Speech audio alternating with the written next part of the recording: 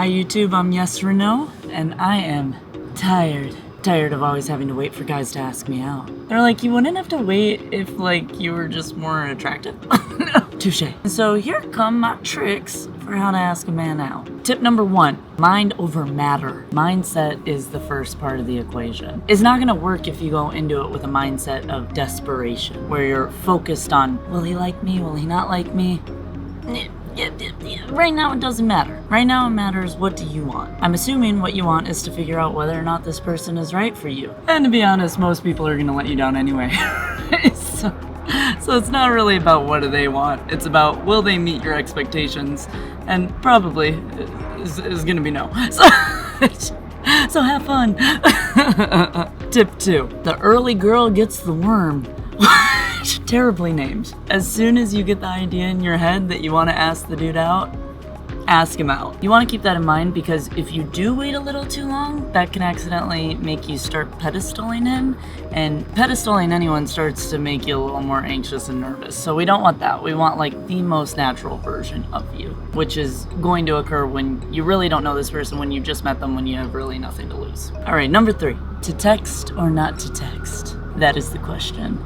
So when you're deciding on what format to ask the person out in, I personally decide to always go by text just because I'm not insane.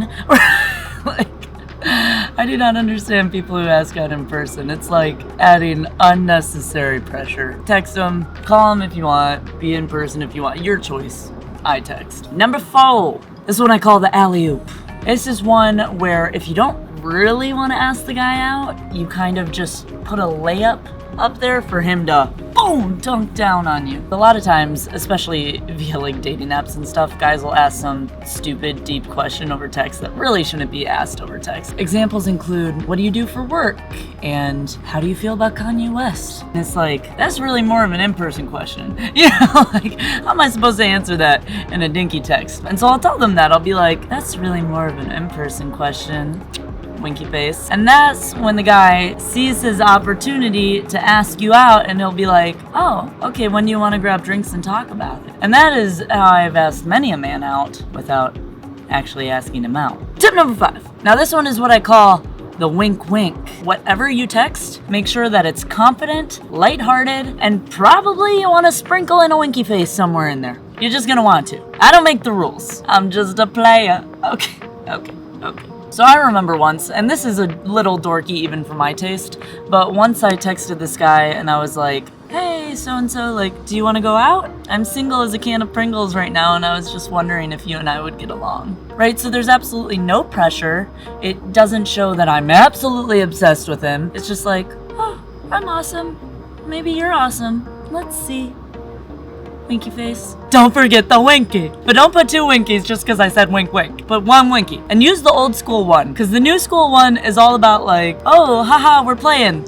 No, you want the old school, sultry one. Oh yeah. Number 6. This one I call, it's a date. And this one's pretty obvious. It just means use the word date when you ask them on the date. Now I know that's a little more stressful because it's like, but if I say it's a date, maybe they won't want to go out with me. That's the whole point. Right? Like if you say date and they don't want to go out with you, good riddance. But if you say date and they do want to go out with you, you've set the ground for there to be the perfect context for a romantic situation. Trust me, that's a million times nicer than being on a friend date and wondering the whole time like, is this a date? Is this not a date? Is this not a date? Just say it's a date. It's a date. It's a date. Number 7. This one is called rejection perfection. While we do not expect any of you lovelies to be rejected, just in case it does happen, it's good to have a backup plan. And that backup plan means to accept any rejection with grace. I've not always done this. I've been like, your loss, loser. Just kidding, I haven't actually texted that to anyone. I've just thought it. And you're gonna just think it too. And instead, what you're gonna text a person if they happen to reject you is something along the lines of, no worries, thanks for letting me know, have a great one. Preferably also something that makes you still come off as confident. I don't know if you guys remember that video I made about women asking men out, but in that video, I asked a guy on a date. When he rejected me, I said, bummer. Guess I'll have to find another hottie to go with. What I didn't realize at the time was that he had a girlfriend, and that's why I was being rejected. And so 9 months later, he actually came back to me and he was like, okay, actually, just kidding, I'm single now, like, would you want to go out? I don't think that would have happened had I not been so confident and flirtatious when I was in the process of getting my heart stepped on. Take the rejection in stride. Number 8. That was 10 fingers, but this is number 8. This one I call Windex, the complex.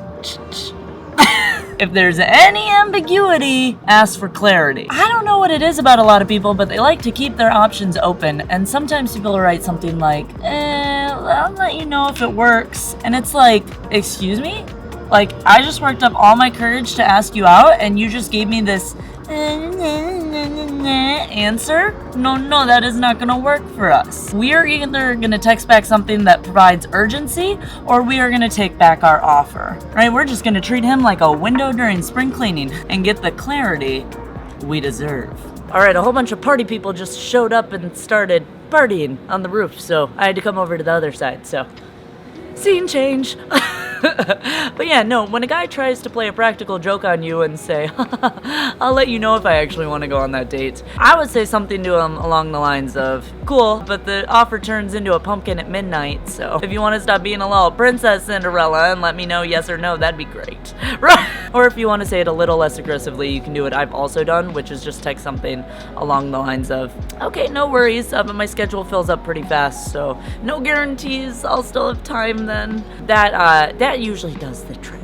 Number 9, prepare to plan. Because you did the asking out, that means planning the date is also your responsibility. But the good news is, when I've tended to ask guys out, they usually get so excited by the fact that they've been asked out that now they want to try to impress you.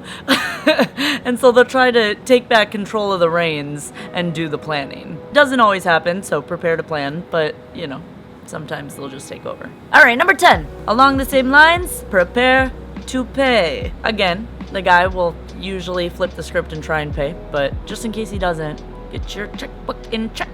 All right, number 11. When in doubt, ask him out. Wayne Gretzky says you miss 100% of the dates you don't take. Or something like that.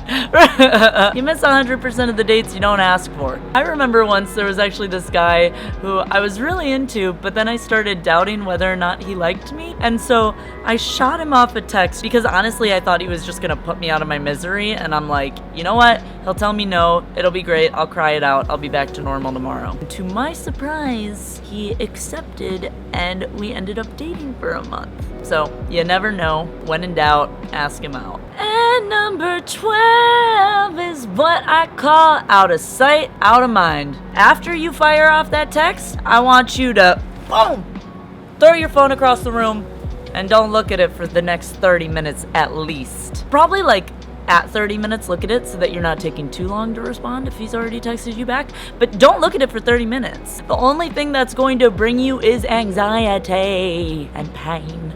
Much pain. And 30 minutes is a good amount of time too. If they have texted back and you look at it in 30 minutes, then it's like, I can respond now and I don't look like I was just desperately waiting next to my phone. Instead, you were desperately waiting next to your bed, which was next to your phone.